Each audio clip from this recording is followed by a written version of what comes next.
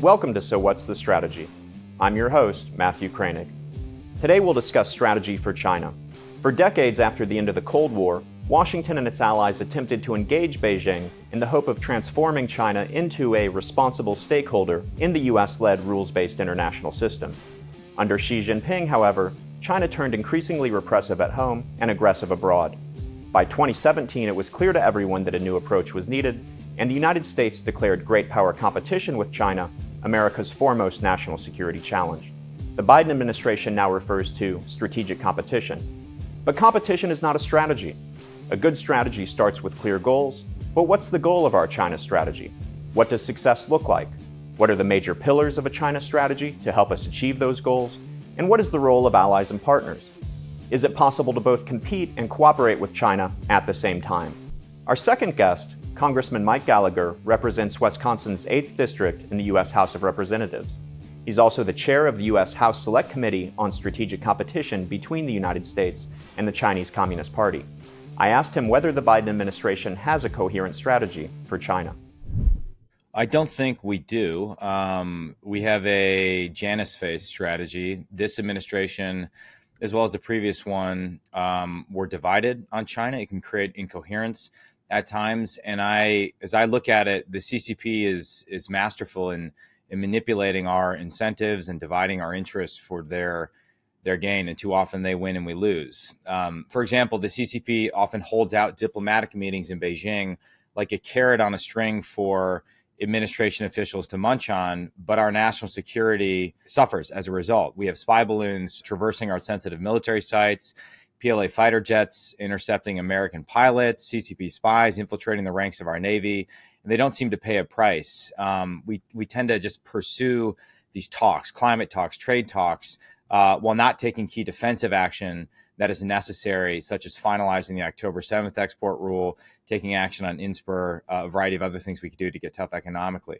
Militarily, I'm worried that our priority force, the U.S. Navy, and the priority theater, the Indo-Pacific, is headed in the wrong direction. The current administration's naval plan would have us bottom out at about 280 ships in 2027, the exact date that the CCP General Secretary Xi Jinping has called for his military to be ready to take a move against Taiwan. And it's on the military, particularly the conventional side of the equation, and you're the true expert on the strategic side of the equation. But on the conventional balance of power across the Taiwan Strait, where I'm most concerned, where I don't see us having a coherent strategy. And even in the previous administration, the Trump administration, where we had a coherent deterrence by denial strategy, the Pentagon did not actually implement that strategy. We did not surge hard power west of the international date line in order to enhance near-term deterrence. So the final thing I'd say is I'm very concerned about what I call, and I alluded to before, zombie engagement. It seems that the Biden administration is reviving diplomatic and economic engagement as a core pillar of our strategy, such as it exists. I think this is a bad move for no other reason than such engagement has failed for the last 2 decades. I think a lot of this language about competing with guardrails, or we're not going to decouple, we're going to diversify, we're going to de-risk, it reflects a lot of confused thinking and further proves the absence of a coherent strategy. Actually, the final point, back to the military side, is I think the entire intellectual foundation of the national defense strategy, integrated deterrence, is basically a smokescreen for cuts to conventional hard power. And the idea that by better integrating messaging or soft power into a deterrent strategy that should be based on hard power, you can have your cake and eat it too, I think is naive thinking. I think we saw integrated deterrence fail spectacularly in Ukraine, and therefore we don't want to repeat those same failures in other parts of the world. From your point of view, what would the better strategy look like? What would you propose we do differently? I would say it has to start with hard power. I think in particular, if you assume that even in the best case scenario, our ability to rebuild the military in general and the Navy in particular will take a decade, if not 2 decades, the question then becomes, what can you do in the next 5 years within the next FYDP, 5-year defense plan, to meaningfully enhance deterrence? In my opinion, you need to turbocharge the production of long-range precision fires and stockpile them in theater in the Indo-Pacific before it's too late. Basically, to take the logic of what the PLA has done to us with their rocket force, which is for relatively low cost, target our ships, keep them out of the weapons engagement zone, flip that around and do that to them. Build what I call an anti-Navy. That starts with Taiwan itself by actually fixing the backlog of foreign military sales to Taiwan, delivering the harpoons, taking the 200 harpoons that we're putting into deep storage, MacGyvering them and surging them to Taiwan itself. And then you start to build concentric circles, rings of fire from there. That's what I think you need to do on the military side of the equation. When it comes to the economic statecraft line of effort, I think a few things are true. I think we have to find a way to cut off the flow of U.S. capital to China, particularly to Chinese military companies that are building things like aircraft carriers, artillery shells, even nuclear technology. The investigation we just launched under the Select Committee on the Chinese Communist Party, an investigation of MSCI and BlackRock found that that is happening, and that was just our initial investigation. So the risk over the long term is that we make the health, the retirement health of millions of Americans dependent on the success of the CCP's military ambitions or its genocidal project in the Xinjiang Autonomous Region. So putting guardrails on the outflow of U.S. capital to China, I think, is a sound strategy, as well as figuring out a way that we can selectively decouple in key areas. Brent Scowcroft used to say that strategy conceptually is simple. It's a statement of your goals and a story about how you're going to get there. And so defining goals, he thought, was important for strategy. In your mind, what are the goals for the strategy with China? If we come back, 25 years from now, 50 years from now, what does success look like? I think in the near term, our goal, to put it simply, is to deter a war over Taiwan. That's a goal that should animate most of our efforts, not just our hard power efforts, but in terms of reducing our economic dependencies over the next decade. Over the long term, I think, if you believe as I do, that we're in the early stage of a new Cold War with the Chinese Communist Party. And I use that phrase both because of the similarities as well as the differences that it evinces with the old Cold War. Put differently, I'm not trying to suggest that the situation is perfectly analogous to that which we experienced with the Soviet Union in the 20th century. In fact, we never had the level of economic dependency on the Soviet Union that we have with the CCP. Our economies didn't really interact. It's what makes the current Cold War far more difficult. I think our goal should be to win. So then the question is, what does winning look like? In addition to the prevention of a Cold War becoming hot, as the old Cold War did in its first 5 years on the Korean Peninsula. Well, I think it's ensuring that the CCP doesn't become the dominant power in the Indo-Pacific, ensuring that our economy is free from the economic coercion that the Chinese Communist Party is perpetrating across the world, and again, ensuring that our institutions are free from CCP corruption over the long term.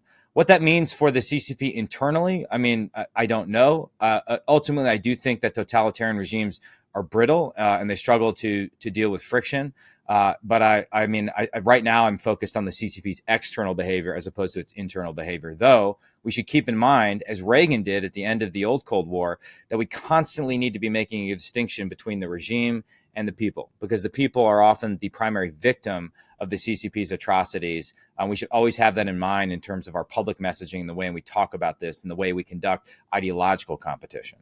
So the Biden administration has said it's important to cooperate with China on global challenges like global public health, like climate change.